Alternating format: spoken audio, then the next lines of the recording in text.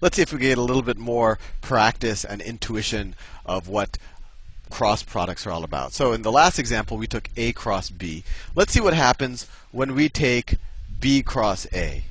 So let me erase some of this. Let me erase. I don't want to erase all of it because it might be useful to give us an intuition to compare. So let's say, actually I'm going to keep that. I'm going to keep that. Actually, I can erase this, I think. Okay, let me see.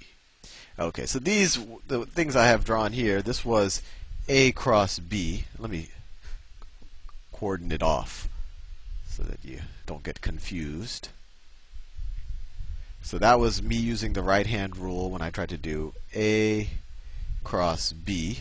And then we saw that the unit, the magnitude of this was 25, and N, the direction, pointed downwards, or when I drew it here, it would point into the page. So let's see what happens with B cross A. So I'm just switching the order. B cross A.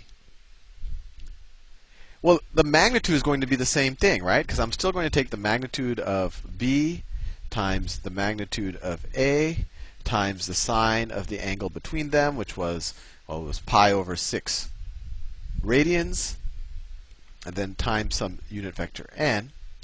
But this is going to be the same. When I multiply scalar quantities, it doesn't matter what order I multiply them in, right? So this is still going to be 25, whatever my units might have been, times some vector n. And we still know that that vector n has to be perpendicular to both A and B. And now we have to figure out, well, in being perpendicular, it can either kind of point into the page here, or it could pop out of the page, or point out of the page. So which one is it? And then we take our right hand out, and we try it again. So what we do is we take our right hand, and let's see if I can, I'm actually I'm using my right hand right now, although you can't see it, just to make sure I draw the right thing. So in this example, if I take my right hand, I take the index finger in the direction of B.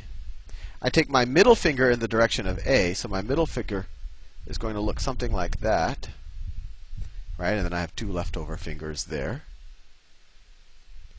Then the thumb goes in the direction of the cross product,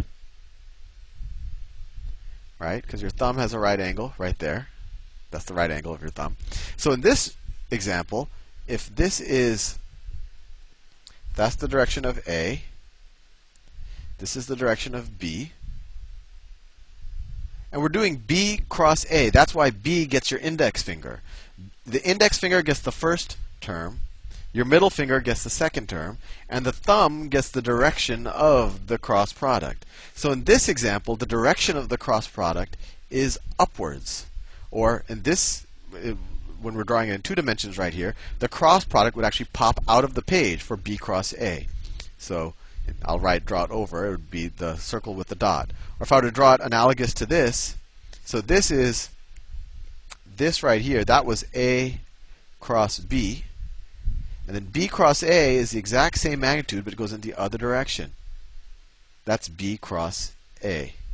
It just flips the opposite direction. And that's why you have to use your right hand, because you might know that, oh, something's going to pop in or out of the page, etc., but you need to know your right hand to know whether it goes in or out of the page. Anyway, let's see if we can get a little bit more intuition of what this is all about. Because this is all about intuition. And frankly, I'll tell you, the cross product comes into use into a lot of concepts that, frankly, we don't have a lot of real-life intuition with, electrons flying through a magnetic field, or magnetic field through a coil, and a lot of things that in our everyday life experience, maybe if we were metal filings living in a magnetic field our entire, well, we do live in a magnetic field, in a strong magnetic field, maybe we would get an intuition, but it's hard to have as deep of an intuition as we do for, say, falling objects, or friction, or forces, or fluid dynamics even, because we've all played with water. But anyway, let's get a little bit more intuition. And let's think about, why is there that sine of theta? Why not just multiply the magnitudes times each other and use the right-hand rule and figure out a direction? What is that sine of theta all about? And I think I need to clear this up a little bit, just so you can be, this could be useful. So why is that sine of theta there? Let me redraw some vectors. I'll draw them a little fatter. So let's say that's A. That's A. This is B. B doesn't always have to be longer than A. So this is A, and this is B. Now, we could think of a little bit. We could say, well, this is the same thing as A sine theta times B, or we could say this is B sine theta times A. Hope I'm not confused. All I'm saying is you could interpret this as, this could also be written as, because these are just magnitudes, right? So it doesn't matter what order you multiply them in. You could say this is A sine theta times the magnitude of B, all of that in the direction of the normal vector. Or you could put the sine theta the other way. But let's think about what this would mean. A sine theta, if this is theta. What is A sine theta? Sine is opposite over hypotenuse, right? So opposite over hypotenuse. So this would be the vector, the magnitude of A. If I were to drop, let me draw something. Let me draw a line here. And make it a real line. Let me draw a line there. So I have a right angle. I have a right angle right there. So what's A sine theta? If this is the opposite side. So A sine theta is A, and with sine of theta is opposite over hypotenuse. The hypotenuse is the magnitude of A, right? So sine of theta is equal to this side, which I call O for opposite, opposite, over the magnitude of A. So it's opposite over the magnitude of A. So this term A sine theta is actually just the magnitude of this line right here. Another way you could, let me redraw it. It doesn't matter where the vectors start from. All you care about is this magnitude and direction. So you could shift vectors around. So this vector right here, you could call it this opposite vector. That's the same thing as this vector. That's the same thing as this. I just shifted it away. And so another way to think about it is the component of vector A. Right? We're used to taking a vector and splitting it up into, x and y components. But now we're taking a vector A and we're splitting it up into, you could think of it as a component that's parallel to vector B and a component that is perpendicular to vector B. So A sine theta is the magnitude of the component of vector A that is perpendicular to B. So when you're taking the cross product of two numbers, you're kind of saying, well, I don't care about the entire magnitude of, say, vector A in this example. I care about the magnitude of vector A that is perpendicular to vector B. And those are the two numbers that I want to multiply and then give it that direction as specified by the right-hand rule. And I'll show you some applications. This is especially important. Well, we'll use it in torque, and we'll also use it in magnetic fields. But it's important in both of those applications to figure out the components of the vector that are perpendicular to either a force or a radius in question. So that's why this cross product has the sine theta, because we're taking, so in this, if you view it as magnitude of A sine theta times B, this is kind of saying this is the magnitude of the component of A perpendicular to B, or you can interpret it the other way. You can interpret it as A times B sine theta.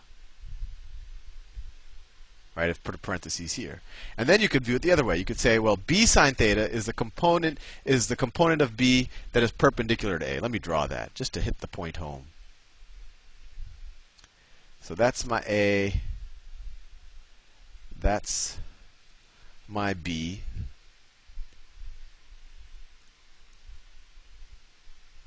So B is well, this is A. This is B.